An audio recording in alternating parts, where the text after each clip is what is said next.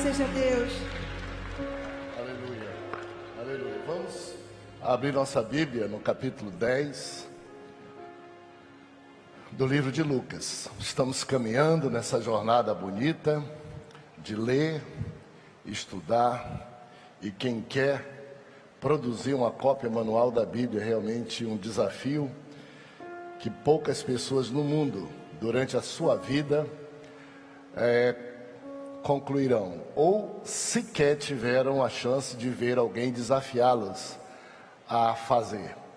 Podem ler na história da Bíblia, da igreja, que todas as igrejas que amaram a Bíblia, estudaram a Bíblia, elas foram elogiadas, mas nenhuma delas desafiada a produzir uma cópia manuscrita da Bíblia. E quem está copiando a Bíblia sabe da diferença que é entre só ler, só refletir e produzir um documento escrito. Os detalhes que aparecem só quando a gente vai fazer uma transcrição dessa. Algo muito maravilhoso, algo extraordinário. Vamos então à nossa leitura proposta para hoje, que é Lucas capítulo 10, o verso de número 25 até o verso de número 42. Se vocês perceberem, na lição, na revista, houve um erro gráfico. Engoliram 2, ficou Lucas 10, 25 a 4, na revista própria. Foi um erro de impressão, de arquivo. Coloque aí o número 42 para fazer sentido, tá bom?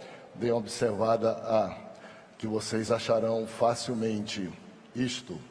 Vamos então, uma leitura cadenciada, forte, por favor, me emprestem a voz, vale muito a pena quando nós interagimos nesse precioso momento, que é o diferencial muito grande. Vamos lá então. E eis que certo homem, intérprete da lei, se levantou com o intuito de pôr Jesus à prova e disse-lhe: Mestre, que farei para herdar a vida eterna?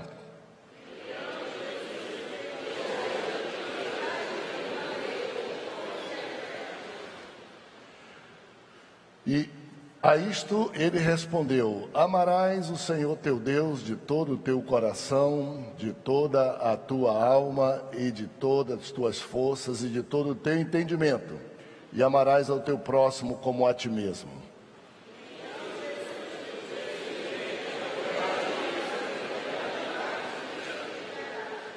Ele, porém, querendo justificar-se, perguntou a Jesus: Quem é o meu próximo?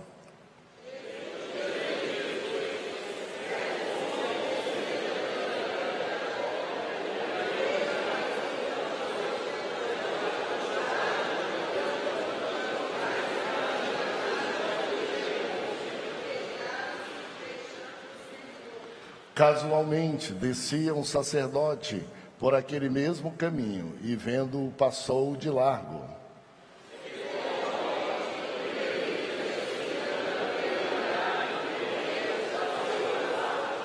Certo samaritano que seguia o seu caminho passou perto e, vendo-o, compadeceu-se dele.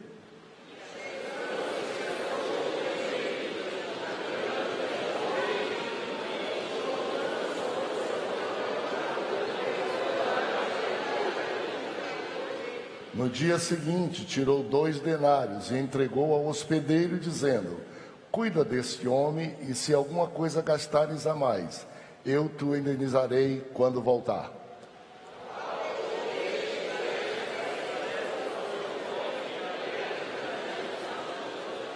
Respondeu o intérprete da lei: O que usou de misericórdia para que com ele? Então lhe disse: Vai, procede tu de igual modo.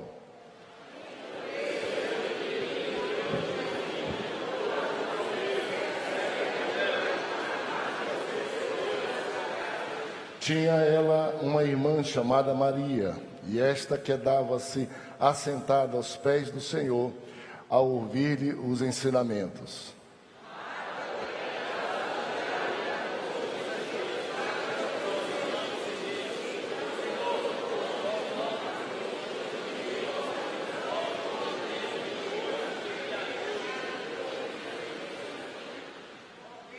pois que vem ajudar-me. Respondeu-lhe o Senhor: Marta, Marta, andas inquietas e te preocupas com muitas coisas.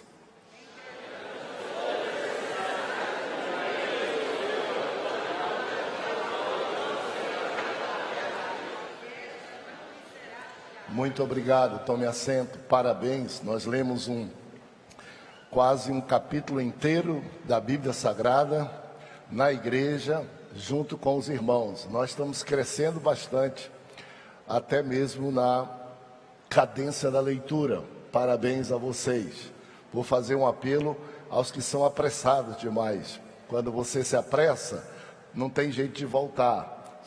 E quando só os que vão mais na frente é que tem a possibilidade de cadenciar, esperando um pouco aqueles que estão indo um pouquinho mais lentos.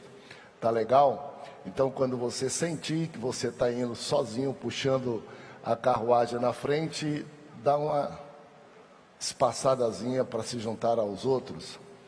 E você vai ser chamado o bom samaritano da leitura da Bíblia. Aquele que poderia ir rápido, passar ao largo, mas não passou ao largo, não foi rápido, parou um pouco e se juntou aos outros e ajudou aos outros. Meus amigos e meus irmãos, deixa eu dizer para vocês da beleza que é aquilo que nós estamos estudando e o valor que existe. E eu acho que isso aqui, né, na igreja em Belém e naqueles que nos acompanham no Brasil e no mundo todo já está muito claro, né? Já está muito claro que, primeiro, nós não estudamos lição, nós estudamos a Bíblia. A Bíblia é o livro, é o manual, é o guia da igreja. Por isso que quando a gente anuncia nossos estudos em todos os lugares, o título é a referência bíblica para a gente nunca esquecer que estudou a Bíblia, qual o livro da Bíblia e mais ou menos qual a parte dela, do livro que a gente está estudando. Então, nós colocamos sempre como título da lição, olha a primeira frase, Lucas 9:10, a Bíblia, prioridade. Se você não puder ler os dois, leia a Bíblia. Não vai ter vantagem nenhuma lendo só a revista. Tal qual, hoje, nós somos solapados por tantas Bíblias, que são Bíblias especializadas, personalizadas, comentadas. Bíblia do homem, Bíblia da mulher, Bíblia do jovem, Bíblia do comerciante, Bíblia do empresário. E as pessoas pagam muito para comprar a Bíblia comentada, não tenho nada contra. Só que eu vi e descobri o hábito. A pessoa compra uma Bíblia dessa e quando quer, lê primeiro os comentários do que ler o texto bíblico, gente. Com isso, nós estamos fazendo uma declaração altamente negativa contra a Bíblia Sagrada. O maior best-seller, o livro mais impresso, mais comprado, mais vendido, mais doado, mais lido, mais perseguido, é este aqui. Como é que a gente relega a segundo plano? Não pode. Com isso, nós, igreja, estamos ficando pobres. Pessoas há que passam a vida toda sem ler a Bíblia toda, sem ler o texto bíblico, lendo comentários. Então nós valorizamos o texto. Mas é muito importante, vocês não sabem, e nem me interessa dizer aqui para vocês. Por exemplo, essa semana eu fiquei algumas noites sem dormir, no mês todo, eu e uma equipe aqui, pastor Ney, Jadiel, pastor Tarek, uma equipe grande, professores, o Elielson, doutores em idioma, para produzir o manual próximo, que vai ser muito interessante, no mês de janeiro. Se tiver aí o slide, coloca. Eu mesmo tinha curiosidade, se tiver o slide do que nós vamos estudar. Como é que a gente vai poder estudar no templo, na igreja, com linguagem própria para os jovens e para a criança, o que nós vamos estudar no próximo trimestre? No próximo trimestre, nós vamos estudar os livros de sabedoria. E os livros de sabedoria são Provérbios, Jó, Provérbios, Eclesiastes e Cântico dos Cânticos. Pode colocar aí, era isso mesmo. Está aqui? Obrigado. Ó, nós vamos abrir o ano estudando Jó, Provérbios, Eclesiastes, Cântico dos Cânticos. Ou seja, nós não temos medo de entender que a Bíblia é própria para qualquer ambiente, para qualquer lugar, e nós vamos estudar. Desafiador, como é que a gente consegue? Vamos estudar juntos, quer dizer, num trimestre, esses 4 livros, porque é impossível a gente poder dedicar um trimestre só para um livro desse. Primeiro, porque alguns deles são curtos em número de capítulos, não é? E também porque nós não queremos fazer com que a gente fique aqui 10, 12 anos para estudar a Bíblia, porque nesses 12 anos alguém cansa, alguém desiste, e nós fizemos então uma boa organização para em 7 anos. Se você dispensar 7 anos, vindo aqui domingo pela manhã, lerá e estudará toda a Bíblia conosco. Pode colocar aí se você tiver o nosso currículo também, vai me acompanhando aí, feito maluco, mas vai. 7 aninhos, nós estamos agora em Lucas. Se você está começando agora, fique tranquilo, que quando terminar Apocalipse, nós vamos retomar, reiniciar, e cada um de nós vai ter a chance de, que nunca outro teve, de se tiver 80 anos e tiver começado aqui na igreja com 20 anos, 6 vezes, ler a Bíblia, estudar a Bíblia toda. Que preciosidade, que coisa extraordinária, porque ela é inesgotável, inesgotável. Então, muita dedicação para produzir um manual desse, que tem a finalidade de quê? De ser um guia de estudo. Você lê a Bíblia, aí você olha, vê tudo que o Espírito de Deus já lhe ensinou na leitura, ensina muita coisa, mas fica alguns pontos que você ficou curioso.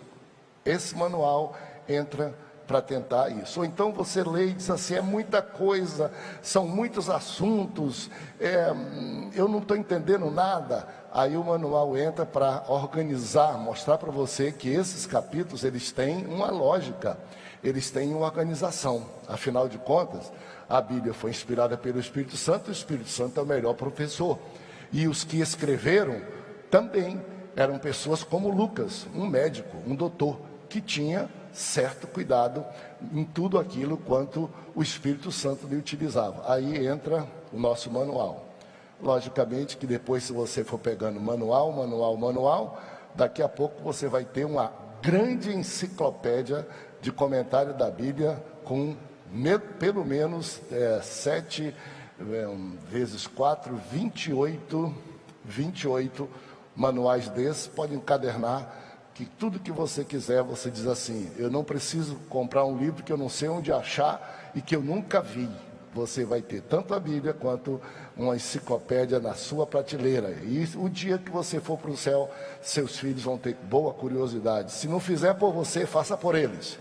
Eles merecem e merecem muito. Então, o manual é esse. Por que eu estou também dizendo isso hoje para vocês? Porque, se derem uma olhada, e hoje em dia, eu acho que predomina, eu nem trouxe o meu smartphone, está aí, devia ter trazido, mas predomina equipamentos eletrônicos que tem Bíblia, pode me dar, não vou depender muito dele, ou tablets, ou como se queira achar, o computador, não é? Predomina na mão das pessoas, e tem muita vantagem, não é? Quando se tem, tudo bem, obrigado, meu amor, posso te dar um beijo? Obrigado. Agora tu me dá um beijo de aniversário. Ah, é?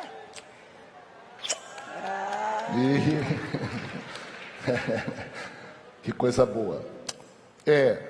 Predomina, tem muita vantagem. Qual é a vantagem? Porque nesse lugar aqui, eu posso carregar 200 Bíblias, versões de Bíblia.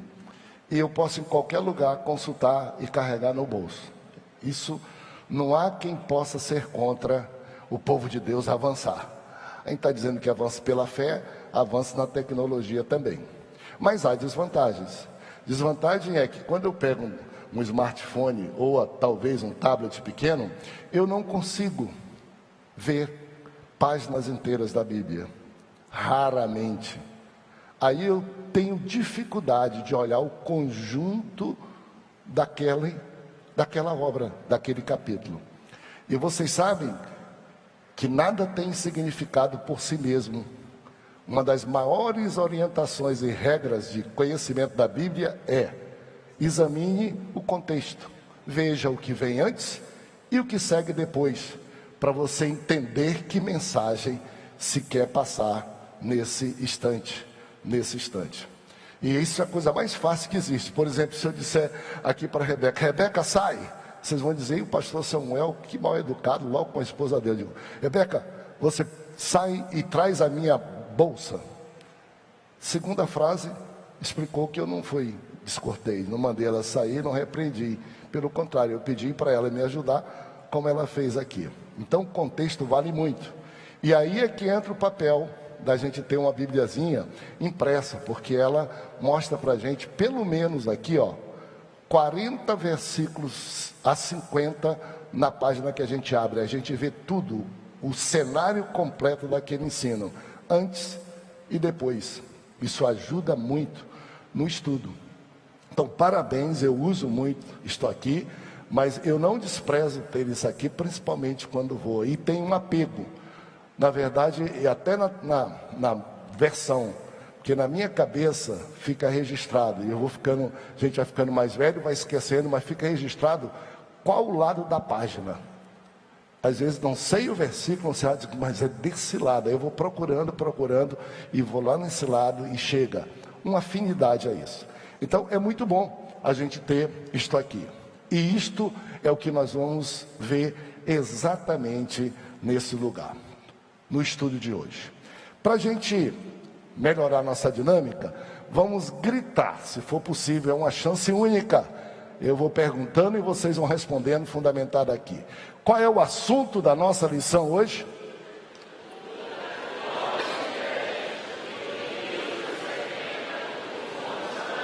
Maravilha. Ainda dá para fazer melhor, mas vamos lá. Qual o texto áureo de todo esse estudo, desses 2 capítulos?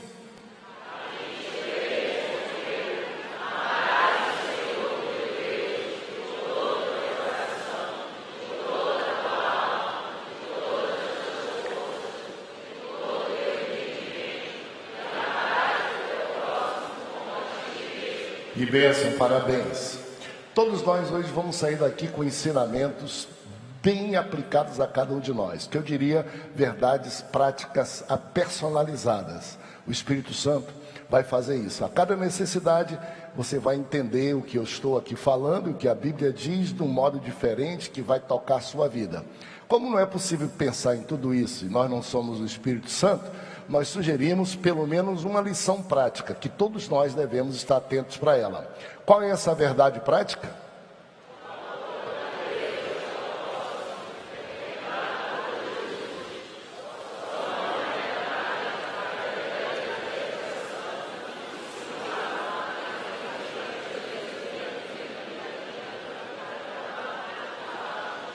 Vamos começar explicando um pouco isso aqui para não fazer sentido contrário ao que nós vamos estudar.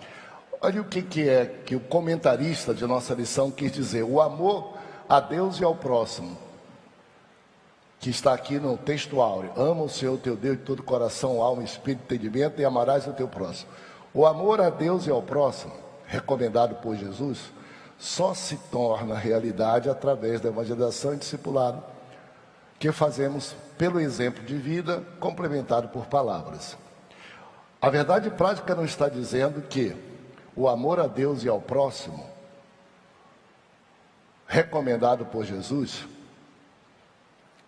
se restringe a evangelizar e discipular as pessoas. Está dizendo que não se completa, não se torna totalmente realidade. Portanto, qualquer pessoa que aqui estiver, tanto quanto aqueles inteligentes escribas da lei que abordaram Jesus, queriam fazer entender que, se fossem teóricos, se fossem pessoas que praticassem religiosidade, o mestre da lei, que não precisava fazer mais nada.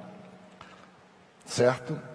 Então, começa pela evangelização, mas não se esvazia na evangelização e discipulado, como nós entendemos, que às vezes é só pregar o evangelho para a pessoa aceitar Jesus. Ainda assim, a verdade prática está certa, porque quando ela diz evangelização e discipulado, discipulado não se faz só com palavras. Discipulado se faz com exemplo. Discipulado se faz com caminhada, com vivência junto, com atitudes mais do que palavras. Mas só para você não se engasgar logo no começo, o que está te dizendo é que não se torna realidade. E na verdade, quando a gente faz o bem, como fez o bom samaritano, ou qualquer outra atitude nossa de ajuda às outras pessoas, se você, tendo oportunidade, não complementar com a mensagem do amor de Deus, você faz um bem limitado.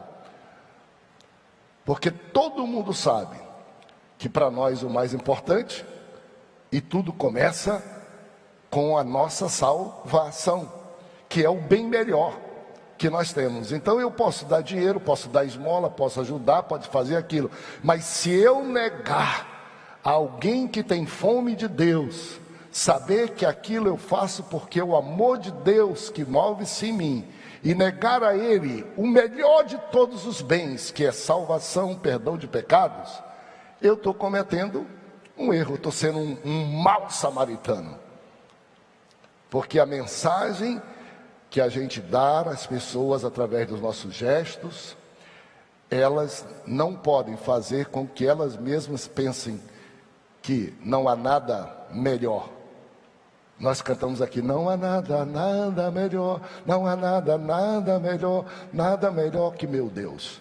Então, se vamos fazer, amar o próximo, vamos então não esquecer que todos precisam ouvir do amor de Deus, e o que nos é precioso, vamos dar. Não só trabalhos, ofertas e outras coisas mais. Legal? Então, para ser um bom crente samaritano, a gente tem que ajudar as outras pessoas, começando ou complementando, sem negar, num momento ou no outro, a mensagem da salvação e do amor de Deus, Essa igreja, por exemplo, trabalha muito, nós trabalhamos muito.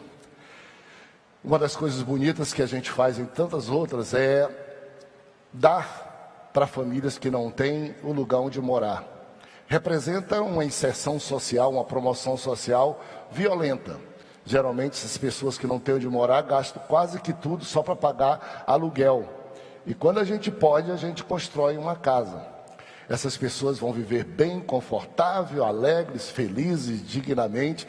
Até o final da vida não vão precisar mais de ficar sendo despejado, mudando de aluguel porque não pode pagar, e nem gastando aquilo que poderia servir para sua própria alimentação com aluguel. Aí nós vamos dia de sábado e nós inauguramos, para mim, o melhor culto que essa igreja tem ao ar livre. Sábado pela manhã, um dia, quando vocês souberem, vão lá porque vocês vão ver. Para mim, eu não perco. Lá, no meio daí das Pirambeiras, no meio aí das Baixadas, nós estamos lá num culto. O que é que nós vamos fazer? Nós vamos entregar aquela casa àquela pessoa. E às vezes eu vejo um irmão ou outro chegando, e a missão de construção de casas da Assembleia de Deus, ótimo, e o irmão fulano de tal. Eu, quando chego lá, eu digo, vamos orar, olha o céu bonito que Deus nos deu hoje. E eu queria dizer para vocês que Deus cuida de vocês, Deus ama vocês, Deus está de olho para ajudar vocês. Ele mexeu com a gente, ninguém nem podia imaginar, mas o amor dele por vocês é tão grande, e por nós, que ele mexeu no nosso coração, fez alguém descobrir que você está precisando, e moveu um monte de pessoas para dar de graça essa casa, para demonstrar o amor de Deus. Seja grato a Ele, Ele lhe ama muito, dê a sua vida para Ele, né? E ainda digo às vezes, tem muitas pessoas que deram dinheiro e trabalho para construir essa casa, cuja casa onde moram é muito pior do que essa que eles construíram para vocês. Não é uma demonstração muito grande do amor de Deus? Tem muita gente que ajudou a construir esta casa e mora de aluguel, mas o amor de Deus, porque isso vai mexendo com a pessoa de todo jeito.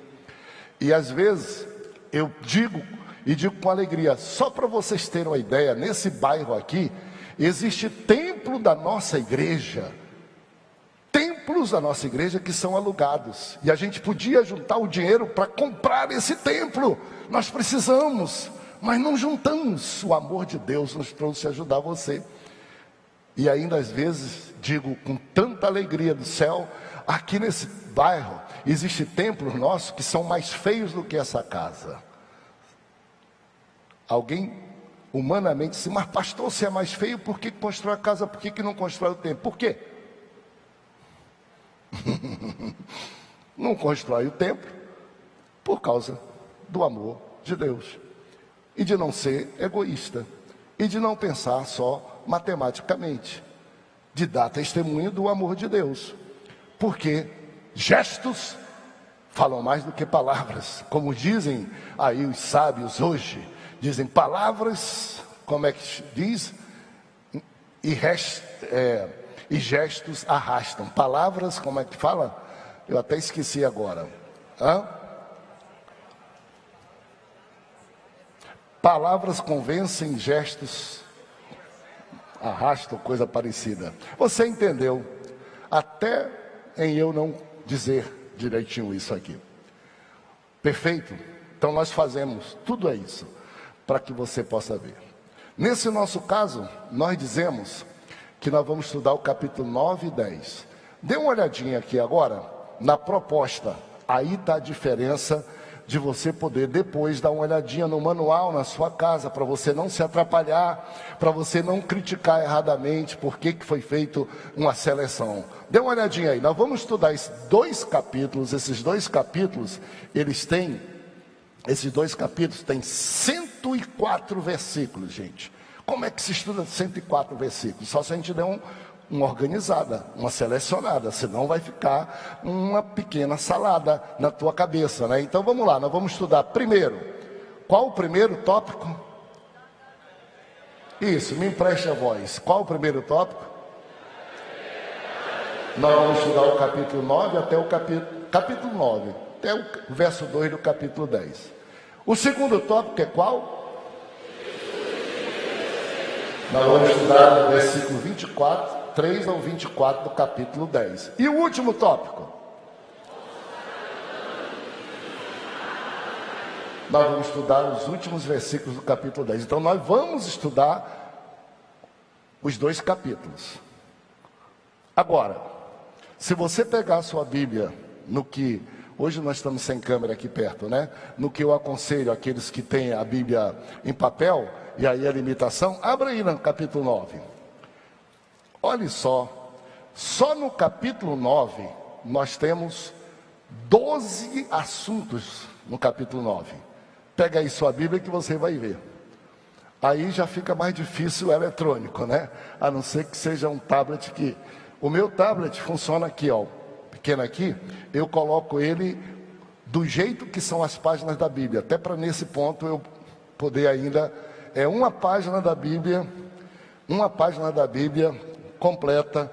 Vou mostrar para vocês, não custa nada mostrar para vocês, porque tudo isso ajuda a gente a não perder tempo depois. Deixa eu mostrar para vocês aqui, ó. Aqui, ó, eu pego uma página da minha Bíblia e eu coloco aqui, porque eu sei que quando eu estou passando uma página da Bíblia também, aí me ajuda um pouquinho quando eu não tenho o papel. Se vocês abrirem então, página da Bíblia, vocês vão perceber que existem 12 assuntos, 12 assuntos. Vamos lá, ó. Instrução para os 12 é o primeiro.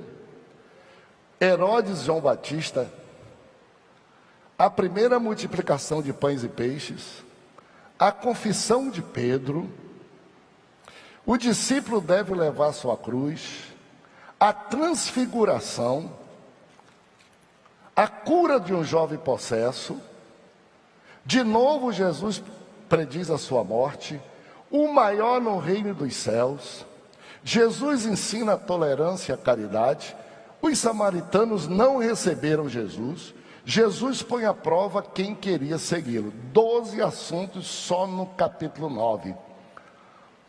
Se você não estiver atento àquilo que está sendo proposto, alguém que está pensando por você, para você realmente estudar a Bíblia toda, você diz assim: cara, mas não apareceu esse assunto. Se fosse eu colocava esse assunto. Calma, calma, cocada. Antes de você julgar, a igreja trabalha muito para tentar lhe ajudar a não se confundir, perder tempo, repetir estudos e esquecer outros. 12 assuntos. Desses 12 assuntos aqui, ó, o único lugar onde aparece o capítulo 9 é Últimos Feitos da Galileia. Uma forma de dar uma resumida em tudo isso que aqui está. Depois já entra no capítulo 10. E por que já entra no capítulo 10? Porque o enfoque que nós queremos dar é os 70 e o bom samaritano. E está no capítulo 10. Aí, ó, você percebe? Capítulo 10 até o fim. Você diz: mas e por que isso? Porque estes são os assuntos que só existem em Lucas. Não há em nenhum outro evangelho. E se só está em Lucas, não se pode deixar de trazer, porque os outros evangelhos nós vamos estudar outras vezes, vamos estudar os assuntos, e nós estudamos os outros assuntos. Então, quando a gente trabalha para poder você aprender a Bíblia toda, a gente trabalha também nesse sentido. Ou seja, nesses 2 capítulos, há 3 assuntos que não aparecem em nenhum outro lugar da Bíblia. Quais são os 3 assuntos? Os 3 assuntos são Jesus indo para Jerusalém e os seus discípulos procurando um descanso numa cidade intermediária na viagem dele da Galileia para a Judéia, passando por Samaria, e a cidadezinha, a vila de Samaritano disse: nós não queremos vocês aqui. Rejeitaram a presença de Jesus. Esse assunto só Lucas. Qual é o outro assunto que aparece só em Lucas? A missão mandada dos 70, da forma como está colocado só em Lucas. E qual o outro assunto? Bom samaritano. Lucas tem as 2 parábolas mais conhecidas do mundo: filho pródigo e bom samaritano, que até católico, ateu, todo mundo usa essas parábolas. Professores nas universidades, o ateu diz: eu não creio, mas aquela parábola é bonita, e conta a parábola dele, engole isso. Então, a parábola do bom samaritano. E em terceiro lugar, o quarto lugar que eu disse, a visita de Jesus, convidado por Marta e Maria. Não quer dizer que fosse a única visita de Jesus na casa, mas esta deste jeito, distinta daquela que ele fez quando foi para ressuscitar Lázaro, que está lá no livro de João. Então esses assuntos são os assuntos principais. Por isso, você se perderia se fosse só lendo a Bíblia e dizer assim: eu vou perder. Você diria assim: poxa, mas eu não vou estudar isso. A Bíblia é repetitiva. Não é repetitiva. Cada evangelho tem uma característica que, se você for bem instruído, você aproveita, um enriquece o outro, em detalhes do mesmo fato ou em assuntos que o outro não teve espaço e nem direção para estudar. Então, o capítulo 10 passa a ser o nosso foco por uma razão justa. Ele é o capítulo quase todo, só tem 4 versículos no capítulo 10 que são mencionados em outro evangelho. O resto é todo um capítulo especial do livro de Lucas. Aleluia, glória a Deus. Vamos então aos fatos. Como é que você facilmente descobre isso? Em primeiro lugar, você facilmente descobre isso porque, se você tiver uma Bíblia física em papel, ou mesmo no seu eletrônico, quando você vai ler, você vê que tem no título, a maioria delas, a referência dos outros livros da Bíblia onde encontra o mesmo assunto. Você vai abrir, sua Bíblia e você vai ver. Pode abrir sua Bíblia no capítulo 10 aí, que você só vai encontrar num lugarzinho uma referência dizendo que aquele assunto tem em outro evangelho. O resto é tudo zero, não tem referência em outro evangelho. Essa é uma forma de descobrir que aquele assunto, ele merece uma atenção grande porque é exclusiva. Qual a outra forma de você entender isso? A nossa revista traz um suplemento para você extraordinário. O suplemento é, bem no meio da lição, uma página, vem com mapa, com tudo, chama-se Harmonia dos Evangelhos. É tão grande que precisou ocupar até a capa, no final da capa. Eu vou pedir aí para a nossa mídia colocar para você ver como é que você descobre. E dá uma atenção especial. Quando estiver lendo aquele livro, você lê todo se quiser, repete se quiser, mas dê uma atenção especial naquilo que está só naquele livro. Olha só, não dá para colocar aqui não essa, né? Às vezes você coloca lá, coloca aqui, mesmo que não dê a página inteira, não é problema. Se vier para cá, eu fico acostumado só com uma e ajuda, se for possível. Se não, vamos para frente. Também porque aqui o povo leria com mais facilidade. A Harmonia dos Evangelhos. São 6 páginas. A capa toda e a coisa. E aí, vamos ver se eu consigo lá, senão eu vou para cá. Está aqui, ó. Tudo que acontece em Mateus, tudo que acontece só em Marcos, tudo que acontece em Lucas e tudo que acontece em João. Toda a história bíblica está esquematizada aqui. Aí você vai, ó. Natureza do Evangelho, tem 2. Não tem João, não tem Mateus. Mas tem 2. Já estudei Marcos. Então, Deus se fez homem, só tem João. No princípio era o verbo era Deus, não tem outro lugar. Então dê muita atenção nisso. Muita atenção nisso. Aí você vai, Lucas. Meu irmão coloca lá a que eu disse, que para mim é a 4ª página, se for possível, que é aquela que eu estou estudando hoje. Vai passando, isso. Vai passando, tá bom, vai passando. Olha só. Aí vem, vai passando, olha aqui, ó. Capítulo 10. Só Lucas. Mas o capítulo 10 é o maior. Todos, do verso 1 ao verso 42, ninguém mexeu com envia 70, parábola do samaritano, visita de Marta e Maria. Então você pega, você tem aí.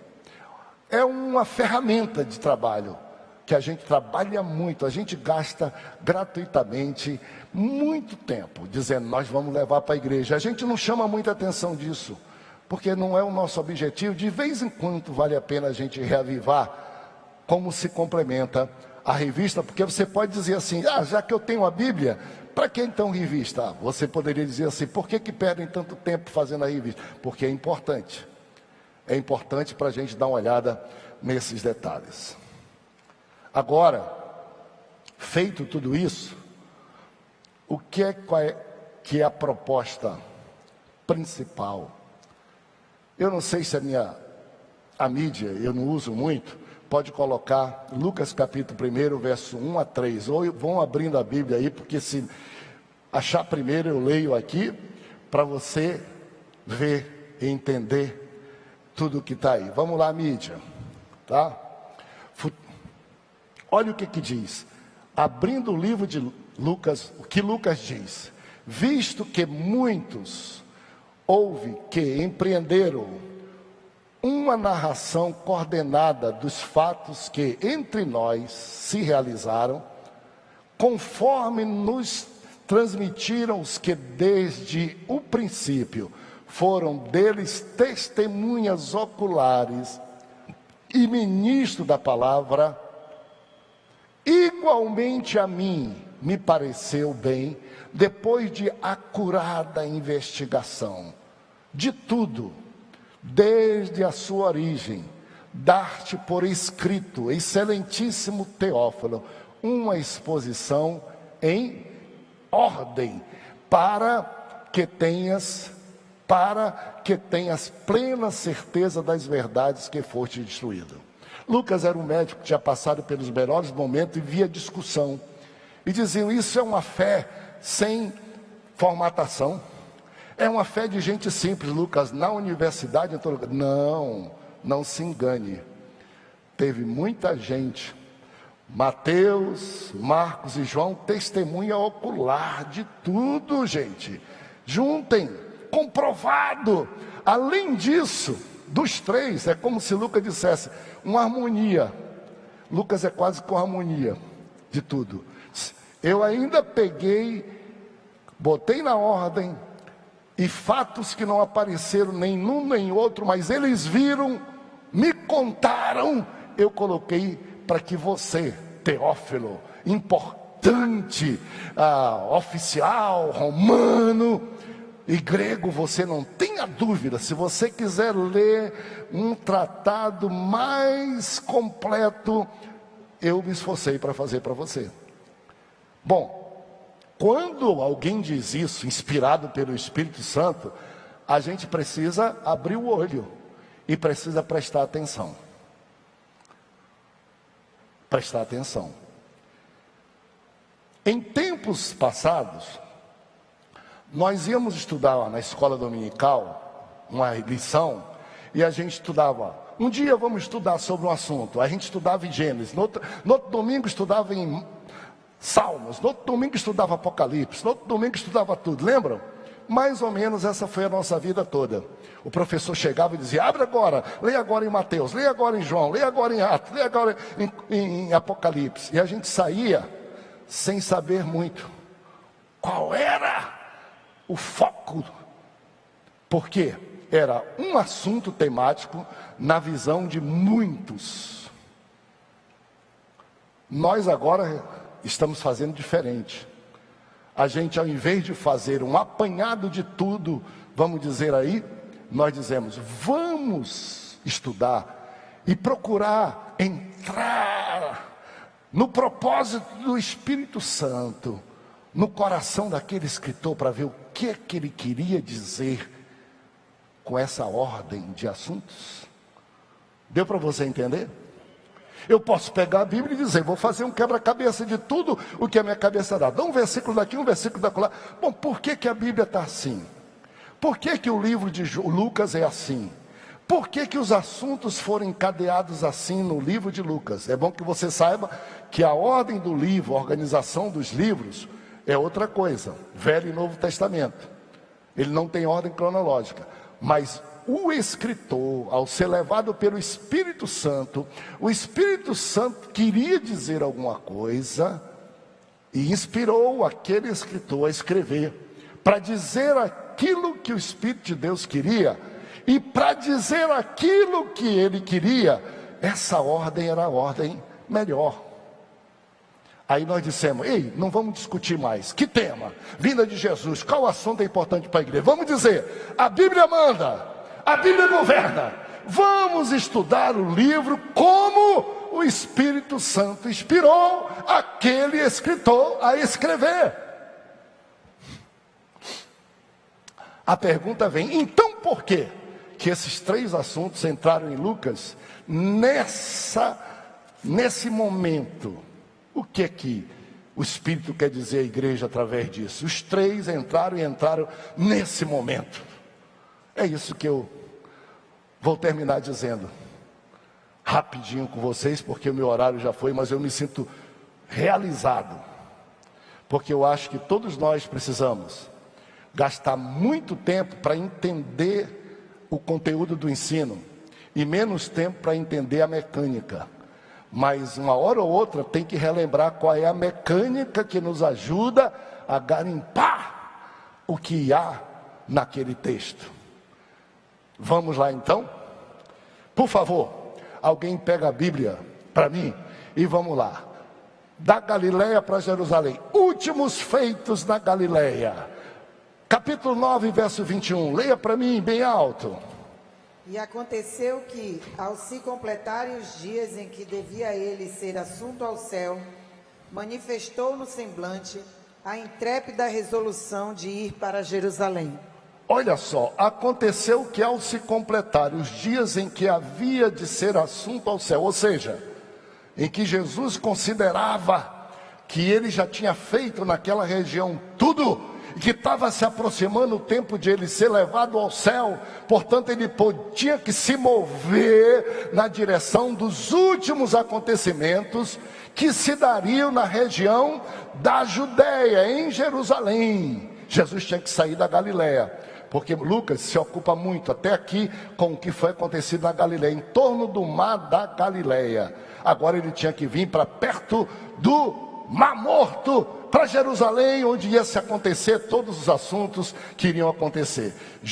Os discípulos viram isso, aconteceu que ao contemplar os dias de ser assunto ao céu, manifestou o semblante e intrépida resolução de ir para Jerusalém. Quem está com a Bíblia aberta, leia o verso 52 e mais comigo, vamos lá.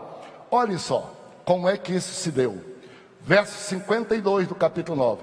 Enviou mensageiros que o antecedessem. Indo eles, entraram numa aldeia de samaritanos para lhe preparar pousada. Mas os samaritanos não receberam, porque o aspecto deles era de quem decisivamente iam para Jerusalém. Jesus, porém, voltando, olha só, o verso 54. Vendo isto, os discípulos, Tiago e João, perguntaram: Senhor, queres que mandemos descer fogo do céu para consumir esses samaritanos? Jesus, porém, voltando, os repreendeu e disse: vocês não sabem de que espírito vocês são? O Filho do Homem não veio para destruir a alma dos homens, mas para salvá-la. E seguiram para outra aldeia. Coisa maravilhosa. Olha o contexto que prepara esse nosso estudo. Qual foi? Se você olhar no capítulo 9, o começo do capítulo 9, olha o que diz. No verso 1 do capítulo 9.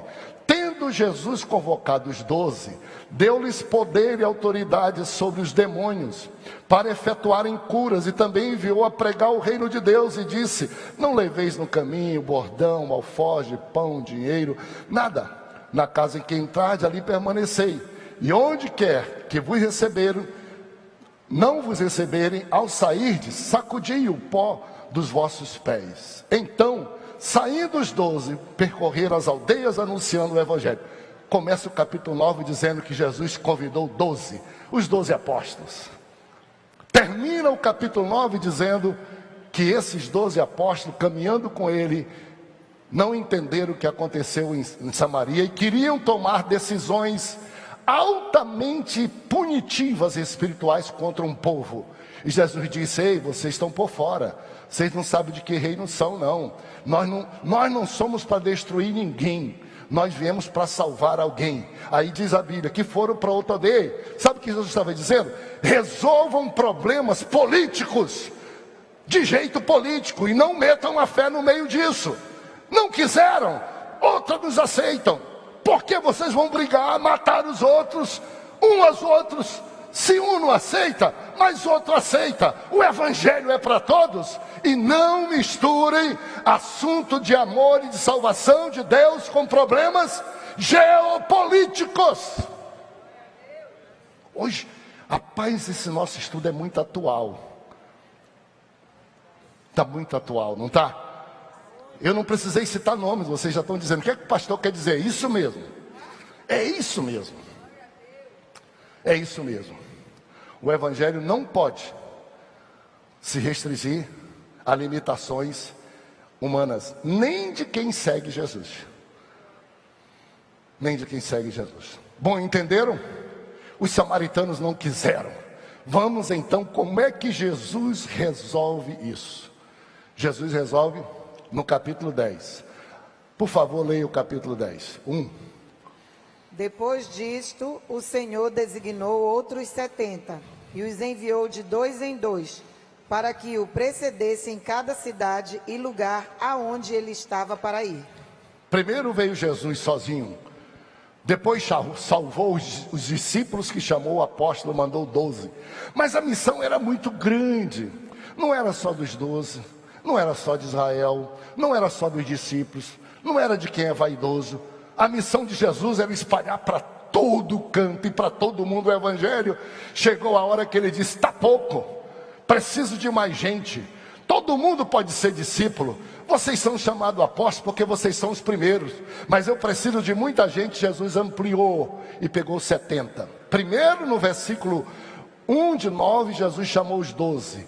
No versículo 1 de 10, Jesus mandou mais 70, 72, com o mesmo propósito, com a mesma autoridade, e disse: espalhem a palavra onde for preciso esta palavra ser espalhada. Vamos então ao verso de número 2. Por que Jesus mandou 70 e por que Jesus manda todos nós? E lhe fez a seguinte advertência: a seara é grande, mas os trabalhadores são poucos. Rogai, pois, ao Senhor da seara que mande trabalhadores para a sua seara. Coisa boa.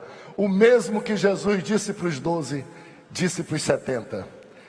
Os 70 estavam ali, os 12. Lembrem-se. Olha uma coisa engraçada. Olha aqui o verso de número 49 do capítulo 9. Falou João e disse: Mestre, vimos certo homem que em teu nome expelia demônios e lhe o proibimos, porque não segue conosco. Mas Jesus lhe disse: não proibais, pois quem não é contra nós é a favor de nós. Os discípulos estavam começando um sintoma de exclusividade. Os judeus disseram: Jesus nem existe, mas o Messias é só para a gente. Jesus disse: vou quebrar. Ele disse assim: eu não deixo ninguém fazer aquilo que só nós fazemos, é privilégio. Nós somos privilegiados. Ele disse: deixa disso, rapaz. Deixa todo mundo pregar o evangelho. Aliás, deixa disso, igreja em Belém, de pensar que é o pastor só que prega, que é o líder só da missão. Todos nós devemos pregar o evangelho. Deixa o povo viver, deixa o povo pregar o evangelho. Não inibe o povo de pregar o evangelho. Por quê? Porque a seara é grande e poucos são os ceifeiros. Louvado seja Deus. Jesus disse: acabe com isso. Deixe desse negócio de ciúme, de exclusividade. Leve o amor de Deus a quem está perdido, a quem está morrendo, a quem está indo para o inferno. Animem, façam isso. A seara é grande e os ceifeiros são poucos. Jesus ainda disse assim: vamos resolver esse problema? Vamos. Então, como é que a gente vai resolver? Vamos orar ao Senhor da seara, que mande trabalhadores, crentes, testemunhas para esta seara. Se fosse algum de nós, burocrata, diria assim: ei Jesus, a seara é grande, como nós somos poucos trabalhadores, diminui a seara, Jesus. Resolve o teu problema que você criou com o teu amor. Muitos pastores dizem: eu estou satisfeito com a igreja que tem, eu não quero aumentar a igreja, eu não quero ter trabalho, não precisa evangelizar. Tem muito crente que está furando a roupa e está manchando e furando, desgastando o banco, dizendo: não, eu nasci para ir para o céu, meu lugar é aqui, ó, só aqui, só aqui. Jesus disse: ei, pelo menos ore ao Senhor da seara para mandar obreiros para a sua seara. Pelo menos, já que você também é e não está fazendo. O interessante é que Jesus não pediu à multidão para fazer essa oração, pediu para os discípulos. O que quer dizer que até para orar a gente já deve estar fazendo alguma coisa, porque o Senhor não quer quem não faz nada dizendo: Senhor, abençoa o pastor para ele ganhar muita. Essa oração não chega, ela não tem legitimidade. Você está agindo o contrário. Como é que você tem capacidade de orar por quem evangeliza se você não faz? Que autoridade você tem? Você nem sabe o que é, nunca fez, nem para um colega, nem para sua família. O Senhor disse assim: eu quero gente que está trabalhando, orando para que Deus levante outros trabalhadores, porque a oração deles é uma oração de palavras e de atos, é uma oração viva. A maioria diria assim: Senhor, diminui o trabalho. Senhor, eu não aguento. Por exemplo, eu não aguento. As pessoas perguntam assim: Pastor Samuel, o senhor come? Eu digo: como muito. Não tem como negar. O senhor dorme? Pergunta da Rebeca: ronco. Como é que o senhor é pastor de uma igreja tão grande? Por que está inaugurando outro templo? Tem crente assim.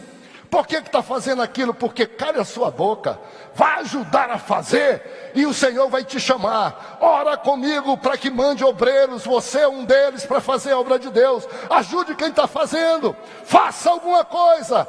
Orai ao Senhor da seara para que mande trabalhadores como vocês para a seara dele. Que maravilha, louvado seja Deus. Ele envia os 70, ampliou. E essa ampliação que ele fez aqui no capítulo 10, no capítulo 16 de Marcos e no capítulo 28 de Mateus, ele amplia definitivamente para todo mundo. Sabe como é que ele diz? Diz assim: ide por todo mundo, pregue o evangelho a toda criatura. Quem crê e for batizado será salvo, quem não crê será condenado. Estes sinais acompanharão os apóstolos. É isso? Não. Acompanharão os 70, é isso? Não. Ele incluiu todos nós. Esses sinais acompanharão aos que crerem. Lá em Belém do Pará, onde for, se crê e for, deixa comigo que eu faço. Se crê e não for, não acontece nada. Se for e não crê, não acontece nada. Mas se crê e for, isso não posso fazer, mas vocês podem. Jesus não pode ir e crer, mas ele pode fazer. Quem pode ir e crer? Você, eu, o crente. Se for, ide por todo mundo, e os sinais vão acompanhar. Nem vão na frente e nem atrás, e nem fica ausente. Deixa comigo. Ora pelo enfermo, ora pelo que quer aceitar Jesus, ora pelo que está desempregado, e deixa, de Jesus, já estou indo, te vira aí, porque o teu problema é maior do que o meu, mas eu não vou te atrapalhar, eu vou seguir, vou fazer o mais fácil, eu vou e vou falar. Agora fica aí com um problema grande, ressuscita, cura, dá emprego, dá paz, perdoa pecado de todo mundo. Essa é a missão do Espírito de Deus, e Ele está pronto para fazer, mas nós estamos limitando. Você, me desculpe, raramente eu digo, comecei dizendo nós, é verdade, mas você também. Uma das coisas que marca o meu pastorado é: Jesus, não me deixa correr muito, fazendo o que você não quer, para depois você ter que me ajudar no que eu errei. Agora, Jesus, me ajuda a não ficar atrás, te atrasando. Eu não posso ficar te puxando para trás, que eu possa ir como tu queres, no amor que tu queres, e tu vais. E Jesus é o que fez na minha vida, me salvou. Jesus é que fez tudo o que aconteceu aqui na igreja em Belém, e Jesus vai fazer para frente, porque eu sou pequenininho, mas eu sei que eu estou vivo, eu posso ir. E eu sei que eu tenho fé, eu posso crer. Essa é a minha parte. Por isso que minhas mãos são as mãos de Jesus, os meus pés são os pés de Jesus, mas o poder é só de Jesus. Ele mandou e disse isso. Fique em pé para a gente terminar. Por favor, se inclua. No capítulo de número 28, do verso 20, diz: ide por todo mundo. De Mateus: ide por todo mundo, fazei discípulo de todas as nações, batizando em nome do Pai, do Filho e do Espírito Santo, ensinando a guardar todas as coisas que eu vos tenho ordenado. E eis que eu estou convosco todos os dias, até a consumação do século. Atenção, igreja, vamos ao inverso. Eu não estou convosco todos os dias até a consumação do século. Por quê? Vocês não estão indo, não estão ensinando, não estão batizando, não estão criando discípulos. Para que eu vou estar com vocês? Para que eu vou estar para vocês, se vocês só querem ser crentes ociosos e obesos? Vocês só querem discutir quem é mais santo do que o outro, mas não vão e não creem. Olha o que Jesus disse: fazei discípulos, batizando em nome do Pai, ensinando a guardar, e eis que estou convosco. É conclusão. O contrário é: você está vazio na vida, A igreja pode ter menos minha presença, porque não precisa. Porque o lugar onde mais apareço não é no culto, no glória a Deus, no aleluia. É quando você vai lá, que você está sozinho, que você não sabe o que fazer, mas você crê e faz, e eu apareço, e curo, e salvo, e abençoo. E você não fica dizendo, a minha igreja é uma bênção, o meu pastor é uma bênção. Você diz assim, eu sou uma bênção, quando eu vou, acontecem as coisas boas. Aleluia! Dá um glória a Deus forte. Dá um aleluia, não pela minha palavra. Tenha vida, sacuda a alma e diz, é minha alma, desperta, é minha hora agora. Os discípulos já foram, os 70 já foram, agora são 150 mil em Belém do Pará. Cada 10 pessoas que tiver aqui reunidas, chega lá e dá a paz do Senhor. Um vai dar a paz do Senhor, é da nossa igreja. Nós somos um fermento, vamos temperar essa terra. Nós somos sal da terra e luz do mundo. E Jesus está dizendo, sigam. Terminou.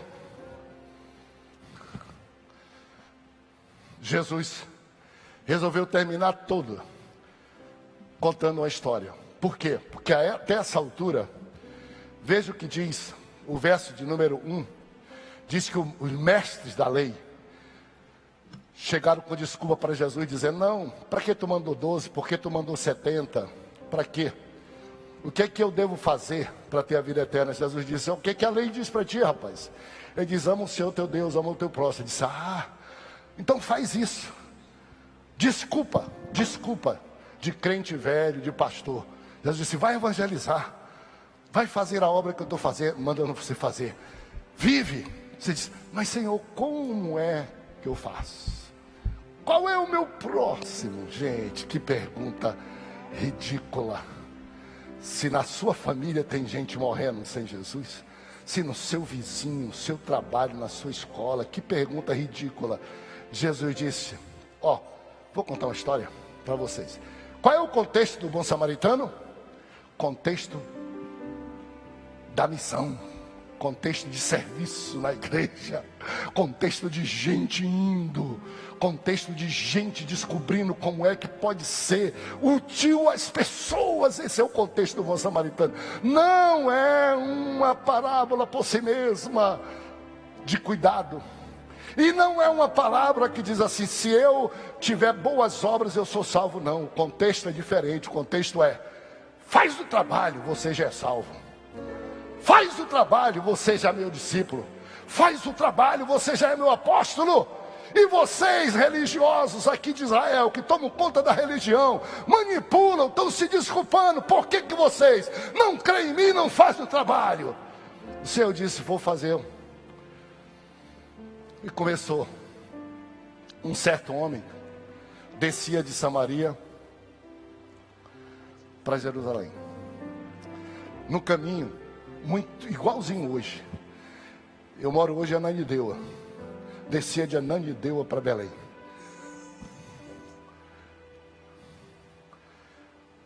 Um certo homem, os salteadores lhe alcançaram. Mesma coisa que acontece hoje.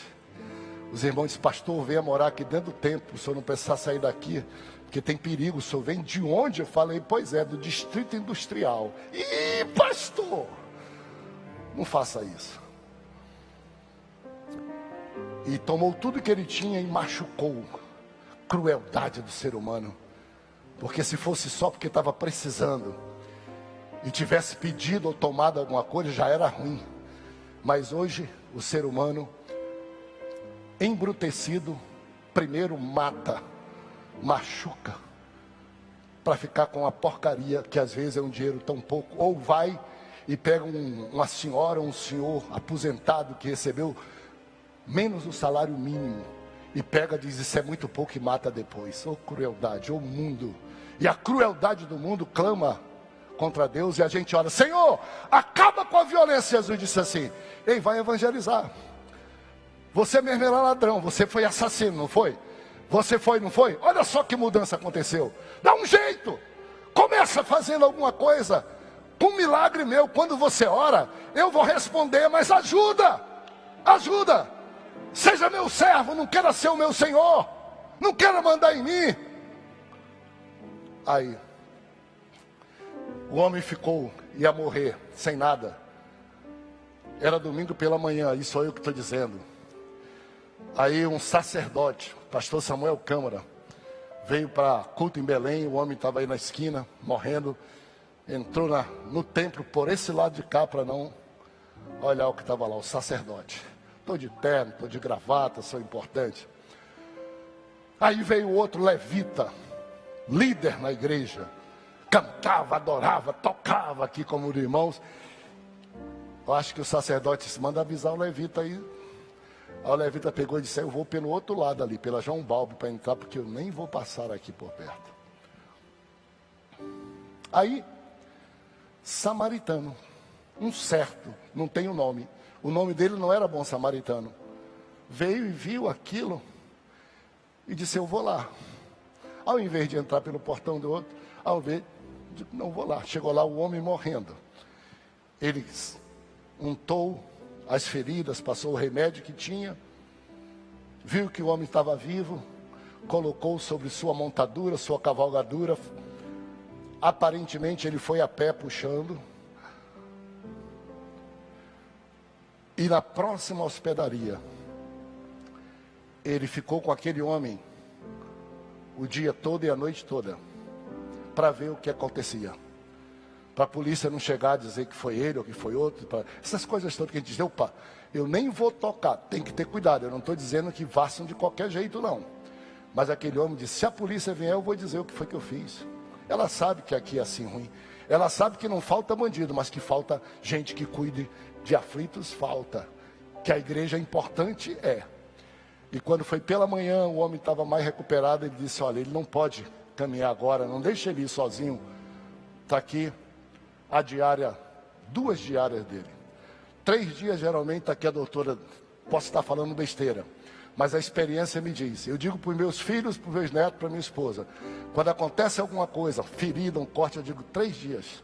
No 3º dia, já está sarando, já foi. Às vezes com remédio e sem remédio, até nós sabemos disso. Como a gente diz na gripe, né? Com remédio 6 dias, sem remédio 1 semana. O ciclo. Ele disse assim, 2 diárias. Se você gastar alguma coisa a mais, eu vou voltar aqui, hein?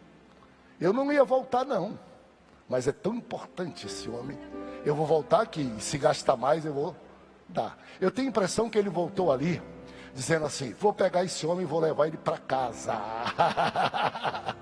Vou voltar aqui, não deixa ele sair, não quero ter a alegria de devolver ele para a família, devolver ele para sua casa bem. E o bom samaritano foi. E o Senhor Jesus perguntou, vem cá, quem é o próximo? Essas perguntas todas que você faz, Senhor, como é que eu faço? Quem é meu próximo? Quem é? Foi o sacerdote? É o pastor que tem que fazer só? Não, o pastor foi até mal. Foi o levita? Não. Quem foi? Ele disse, aquele que se compadeceu. E o Senhor disse, então, faz o mesmo, é tão simples. Deixa essa tua fé funcionar. Você deveria fazer isso até com o amor humano, por misericórdia da pessoa, muito mais com a fé que você tem. Como é que você consegue? Com o amor humano, além do meu amor e da minha fé, você não faz nada, porque evangelizar não é obrigação, como muitos dizem, não.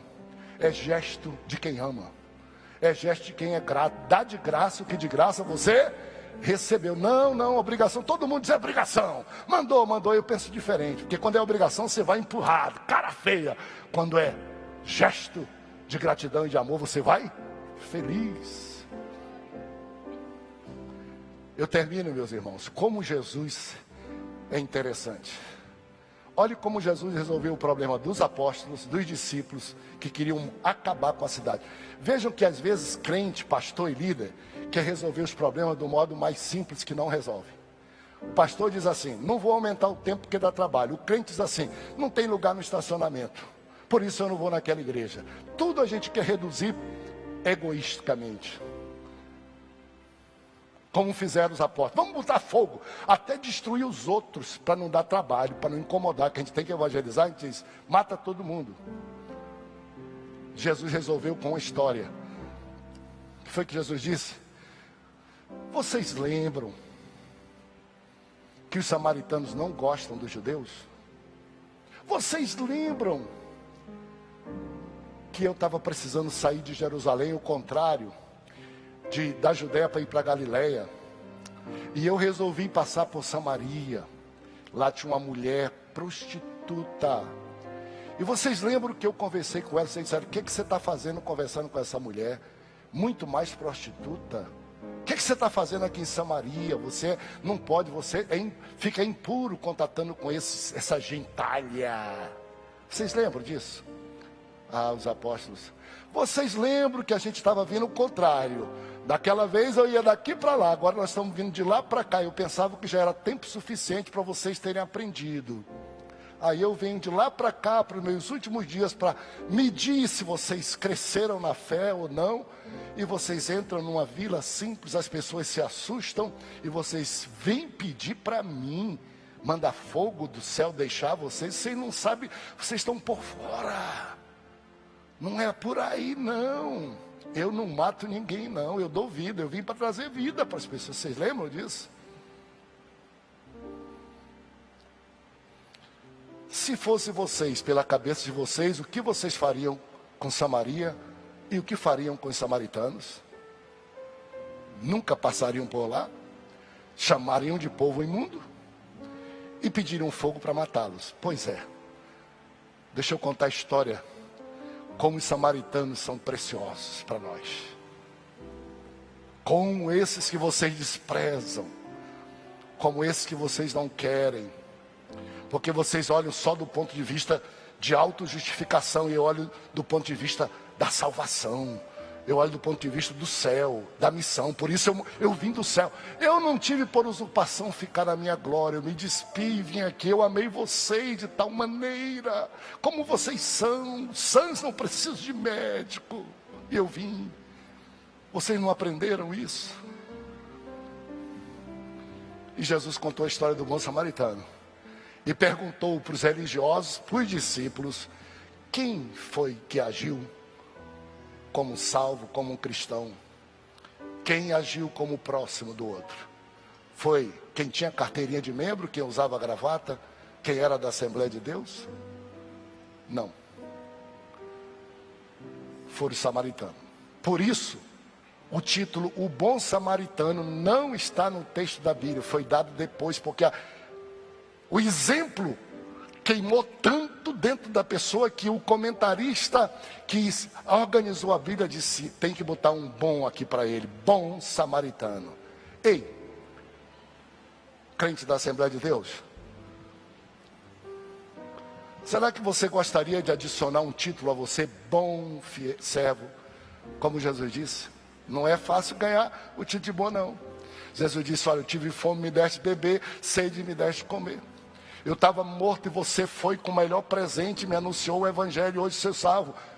Servo bom e fiel, pastor bom e fiel. Se eu quiser ouvir esse título, bom, bom, bom, eu tenho que ser alguma coisa a mais. Eu não tenho que ostentar só título e não tenho que só assistir culto. Eu tenho que fazer alguma coisa a mais. Eu quero ser servo bom e fiel. Não despreze ninguém, como eles desprezaram o samaritano. Se eles, às vezes, agem melhor do que você, para você falar mal de alguém, primeiro seja igual ou melhor do que ele. Se você não é, cale sua boca. Ouça, deixe de ser invejoso e vá fazer a obra para amanhã você poder ajudar quem faz. Melhor quem faz do jeito que faz, que você não gosta, do que quem não faz. Melhor corrigir uma pessoa dizendo tenha cuidado e corrigi-la porque ela faz, do que ficar empurrando essa carroça entrevada e atolada que é você, que não anda para frente nada, passa 20 anos e não é um bom, não vai e parece geme. Faça alguma coisa, seja um bom crente, um bom discípulo, um bom missionário, um bom servo, um bom homem e mulher de Deus. Santo Deus, tem misericórdia de nós. Nosso coração ferve com a tua palavra. Oh Jesus, nós que também fomos enviados, nos ajuda a não correr de nos distanciar de quem precisa, a levar, Senhor, o alento material, físico, sem esquecer do alento espiritual. Senhor Deus, inclui-nos nestes que tu vais dizer: bem-vindo, serva boa e fiel. Bem-vindo, servo bom e fiel. Você foi fiel no pouco, do jeito que você era, você fez. Eu vou te colocar e te recompensar sobre muito. Eu vou te dar muitos. Eu vou colocar nas tuas mãos muita gente para ser salvo. Eu vou colocar nas tuas mãos gente para que você abençoe e ore. Eu vou te abençoar. Faz isso, Senhor. Aviva a nossa igreja, Jesus, por favor, não nos abandone, não nos deixe. Ferve o fogo do teu Espírito na nossa alma e no nosso coração, Senhor Jesus, por amor do teu nome, por amor do teu nome. Se houver alguém para aceitar Jesus como Salvador, quero te dar um abraço, vem aqui à frente. Se houver alguém que queira se reconciliar, corra aqui. Aí onde você estiver, na televisão e no rádio, receba Jesus como Salvador. Aleluia, aleluia, aleluia. Como você está? Aqui nós temos 3. Você é muito importante para Deus. Você também, Jesus vai cuidar de você. Você nem sabe como, mas vai. E dentro é só um ou é só um? Se fosse gêmeo, seria 4. Eu vou orar por 3 já. Cadê as outras pessoas? Eu queria deixar a última frase com você. A última frase com você, meu irmão, para mim. Às vezes as pessoas chegam comigo: pastor, por que a gente não faz mais curso de evangelismo? Eu digo: para quê? Já teve tanto curso. Quem faz, já faz. Quem não faz, pode botar curso, pode botar na universidade para evangelizar. Não é cabeça, é alma, coração. Os melhores evangelistas às vezes são as pessoas iletradas, porque tem coração e amor pelas almas. Aí as pessoas chegam: pastor, por que a gente não faz uma campanha de oração para Jesus salvar? Eu digo: para quê? Nós estamos orando a vida toda. Se você não ora, azar teu, não precisa de campanha, ore para que Jesus salve. Aí diz assim: mas pastor, a igreja não está como antes, o avivamento tal. Sabe o que Deus me ensinou muito cedo?